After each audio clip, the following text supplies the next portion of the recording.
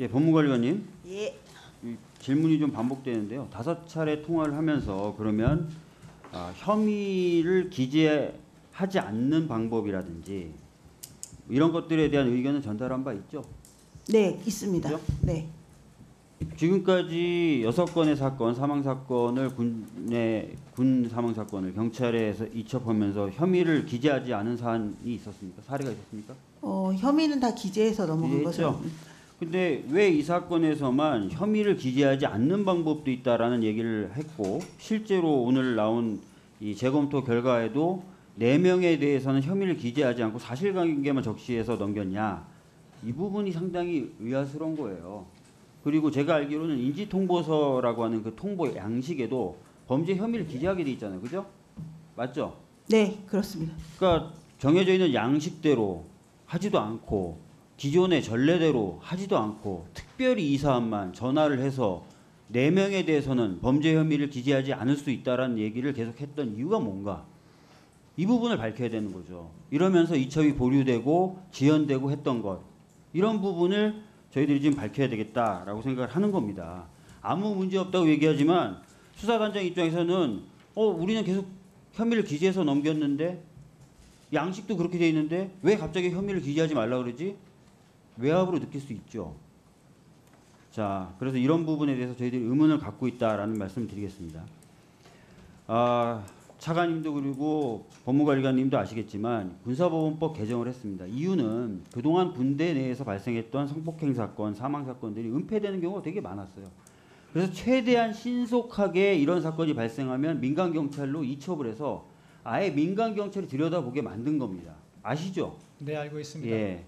실질적으로 이 법을 만들 때 제가 법사위 간사였어요. 일소위 위원장이었는데 제가 회의록에 뭐라고 얘기하냐면 그 당시 인지라는 말에 대해서 이미 많은 논란이 있었어요. 왜? 공수처하고 검찰 사이에서도 사건 이첩 관계가 발생하거든요.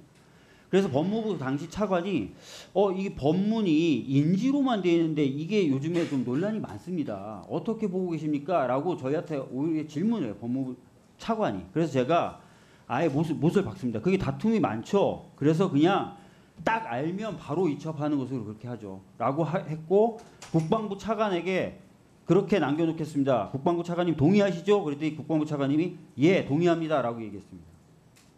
관리관님 그 당시 계셨죠? 네. 이게 어떤 의미를 갖고 있는 조항인지 아시죠? 네. 지금처럼 국방부에서 또는 군에서 사건이 발생하면 그걸 보고 또 보고 혐의를 이렇게 했다 저렇게 했다, 혐의를 뺐다 넣었다, 대상자를 이렇게 한다 저렇게 한다 하는 게 아니라 바로 이첩하라라는 내용으로 심의 됐고 통과됐다는 거 알고 계시죠? 네, 알고 있습니다. 근데 왜 이렇게 하세요? 왜 전화해서 혐의 기재하지 마, 혐의 기재하지 않는 방법 있어, 이런 얘기를 왜 수차례 반복합니까? 왜요? 전례도 없었는데. 설명해 보세요. 일단 양식계도 안 맞고 전례도 없었어요. 양식이 안 맞는 부분은 지금 전례도 없었잖아요. 계속 설명드리겠습니다. 양식이 없던 부분은 지금 군사경찰이 한 양식 자체도 저희가 만든 규정에 맞지 않는 사건 인계서로 넘어간 사실이 있고요. 자, 그걸 관리관님, 말씀드리는 이 건 말씀을 아니고 제가 드리는 이유를 다시 한번 좀 말씀드릴게요. 이 법을 개정할 때 분명히 수차례 강조했습니다. 그리고 관리관님도 그 당시 현장에 있었기 때문에 잘 알고 계세요. 군에서 사건을 만지작 하지 말고 바로 이첩을 하라는 거예요.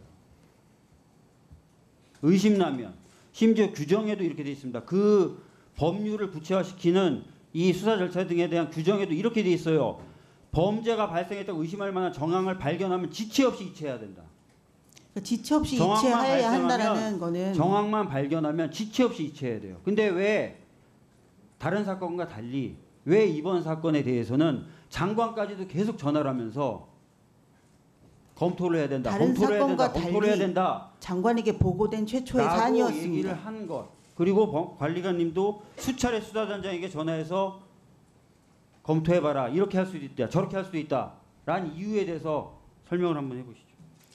일단 자, 말씀 끊어 죄송한데 법안 심사 취지에 반할 수 있다는 것도 명백히 인식하면서 답변을 주세요.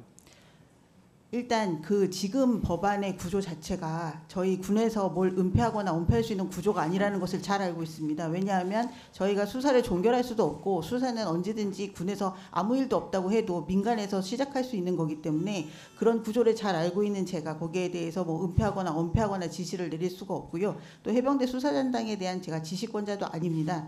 이번 경위에 대해서는 그 장관이 이 개별 사건에 대해서 최초로 어떤 이첩 보고를 받으셨고 그 이첩 보고를 받고 결재는 하였지만 그 결재 과정에 있어서 본인이 잠깐 의심이 든 부분에 있어서 개인 참모인 법무관리관에게 법리 검토가 이게 맞냐라고 물어보신 겁니다. 그러니까 저한테 첫 번째, 두 번째 통화를 할 당시 저는 개별 사건에 대해서 구체적 내용을 몰랐고요. 그다음에 공문 표지가 올라온 다음에 세 번째 통화에서만 개별 사건에 대한 사건 인계서를 잠깐 봤을 뿐입니다. 제가 말씀드린 취지는 군사보험법상 답변 좀 들으십시오.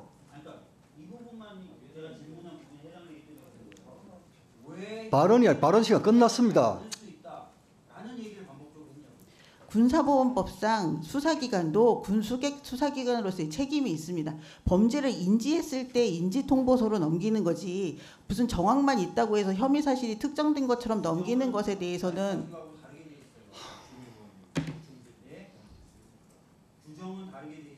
범죄를 인지한 경우에 인지통보서를 통해서 넘기는 건 당연합니다. 저희 규정상. 근데 그 사망의 원인이 된 범죄가 범죄를 인지할 정도의 구체적으로 뭔가 드러나는 게 변사사건 조사 중에 드러나는 경우도 있지만 그렇지 않은 경우도 많이 있었습니다. 한 예로 이첩 과정에서 한 경찰과 그 민간 경찰과 군사 경찰이 같이 봐서 공동으로 그냥 사건을 종결해 본 경우도 있습니다. 그때는 기록만 공유했습니다.